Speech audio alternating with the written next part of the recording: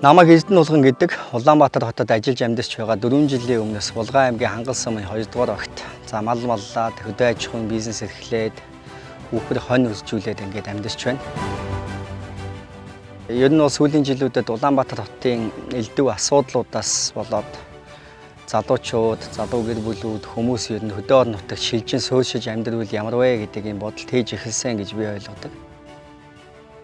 Үнэхээр одоо яг хөдөө орон нутагт шилжихээр бас тодорхойгүй их олон асуудлууд байдаг учраас тэдэнд мэдээлэл өгье. Өөрийнхөө одоо орон нутагт шилжиж ирсэн туршлага, боломж, бэрхшээл, алдаа онон дээр тулгуурлаад хөдөө нүүгээд ирвэл гэдэг энэхүү видео контентийг цувуудлаар бэлтгэж та бүхэнд хүргэхэд бэлэн болоод байна. Ингээд анхны танилцуулах дугаараа та бүхэнд хүргэж байна.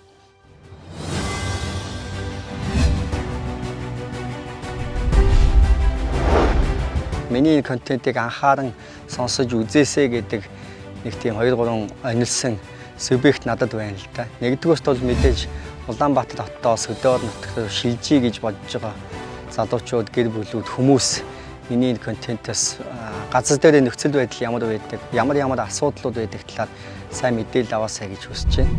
За хоёрдугаарт яг одоо хөдөө орон нутагтаа амьдарч байгаа хүмүүс энийг бас анхаарч үзээсэй гэж бодож байна. Яагаад вэ гэвэл хөдөө орон нутагт одоо багасаа л амьдраад ирсэн энэ хүмүүс маань өөрсдөө ямар их боломж, давуу тал, нөхцөл байдал дээр амьдарч байгаагаа төдийл сайн анзаардаг юм байна. Би ингээд хүмүүстэй уулзаад явж байхад нэрээ тийш нэрээ л манай хөдөөчин нэрээ ийм гоё шүү дээ. Манай хөдөөчин нэрээ хот орвол би нэрээ баларх юм биш үү гэд маш олон ярьдаг.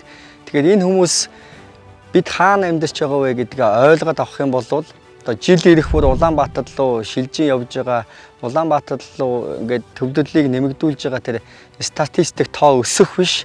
Тодорхой хэмжээнд бас энэ ирэх жил хүүхдээ бараадад хот явъя да гэж байгаа олон аав ээжүүд, эмээ өвөөнөр бас би чи хаана амьдарч байгаа билээ гэдгээ эргцүүлж бодох юм бас боломж өгсөн, одоо өөрсдөө ойлгож танин мэдэх, хөдөө нутгаа танин мэдэх юм сэтэл өгсөн юм контент байгаасаа гэж бодож байна.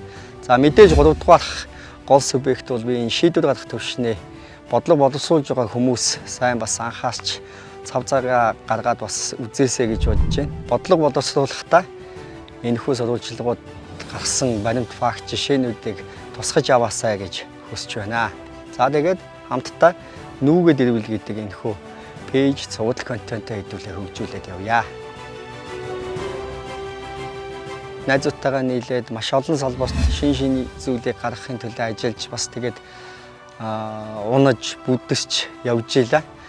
Гэхдээ энийгээ бусадтай бид нэр байнга хуваалцах хэрэгтэй. Яагаад гэвэл энэ замаас чинь хүмүүс дахиж яваад бүдэрч унахгүй байх хэрэгтэй. За сайн олсон туршлага байгаа юм бол тэр туршлагаа бусадтай хуваалцаж амьдралыг нь бас өөрчлөх ёстой гэдэг ийм зарчим байдал баримталдаг. За ер нь хүний амьдрах уу гэдэг бол алдаа оноогоо бусадтай хуваалцаж хамтдаа сайн сайхан тийш тэмүүлэх явдал юм аа гэж ойлгож байгаа. За нэгдүгээрт бол амьдрах газар, орон байрны асуудал тулгамддаг.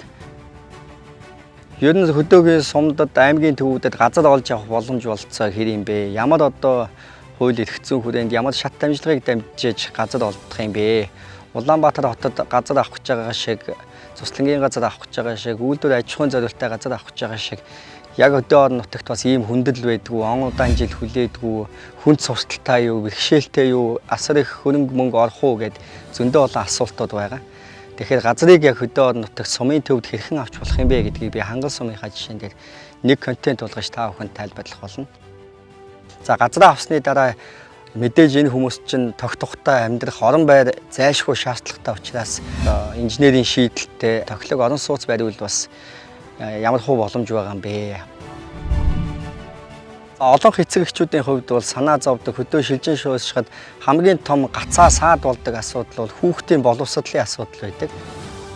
Хүүхэд боловсрол эзэмших, тогтохтой, тавлаг, аюулгүй, эрүүл орчин нь ямар юм бэ гэдгийг би бас яг Хангал сумынхаа сургууль дээрээс жишээлээ та бүхэнд цуврал контентынхаа нэг сэдвийг, бараг 2 сэдвийг зориулах байх гэж бодож байна. Эрүүл мэндийн үйлчилгээ сайн газар очимоор байна гэдэг ийм бодол бол гэр бүл болгонд байх нь зөв ёсных юм. Тийм болохоор сумын эмнэлгийн үйлчилгээ тэдгээрийн чанар хүртээмж ямар юм бэ гэдэг талаар бас нэг контент бэлтгэх болно. хөдөө орон нутагт энэ аюулгүй орчинд амьдрах, энэ тав тухтай амьдрах ийм боломж болцоонд хэрэг хангагдсан байдгийг, хэр бололцоотой юм гэдгийг хөндөх болно. Аюулгүй байдлыг бий бол одоо хүнсний аюулгүй байдал, амьдарч байгаа орчны аюулгүй байдал гэх мэтээр одоо ийм олон талаас нь задлан шинжилж нөхцөл байдлыг та бүхэнд хүргэнэ гэж бодож байна. Ажлын байрны тухай асуудал хөдөөд ямар вэ гэдэг бол дараагийн тавигдж байгаа ийм асуулт.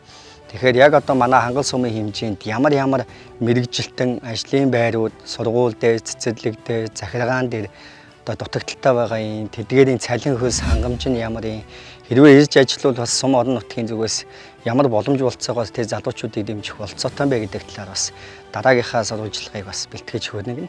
За зөвхөн одоо төсөвт байгууллага гэдэг юм уу, төрийн албанд ажиллах биш, хөдөөд хуваараа бизнес эрхлэх бол өргөн тийм боломжууд нээлттэй байдаг. Тэгэхээр хуваараа бизнес эрхлэхэд бас ямар татварын хөнгөлт гэдэг юм уу, үйлдвэрлэл явуулах газрын гэдэг юм уу, орон байрны үйлдвэрлэлийн орон байрны гэдэг юм уу, ийм дэд үтцийн гэдэг юм уу, ийм давуу талууд бас хөдөө орон нутагт байж болох вэ? Хотод бизнес эрхэлснээс хөдөөд бизнес эрхлүүд ямар бололцоо байдаг вэ? Орон нутгийн хөгжлийн сан гэж байдаг. Тэгэхээр тодорхой хувийн бизнес аж ахуй эрхлэж байгаа хүмүүсийг жил болгон энэ орон нутгийн хөгжлийн сангаараа төслийг хүлээж аваад сонгон шалгалтад явуулаад сум өөрийнхөө ингээд төвлөрсөн хөрөнгөөр бас дэмжлэг үзүүлдэг ийм сайхан боломж байдаг. Засгийн газраас хэрэгжүүлж байгаа бизнесийн 1% хувьтай зээл ер нь хөдөөгийн сумдад хэрхэн биелэлээ болох болцоотой юм. За амны орон сууц худалдан авах дэмжлэг үзүүлэх ёстой. Ипотекийн тэр 3% зээл хөдөө нутагт хэрхэн хэрэгжих юм.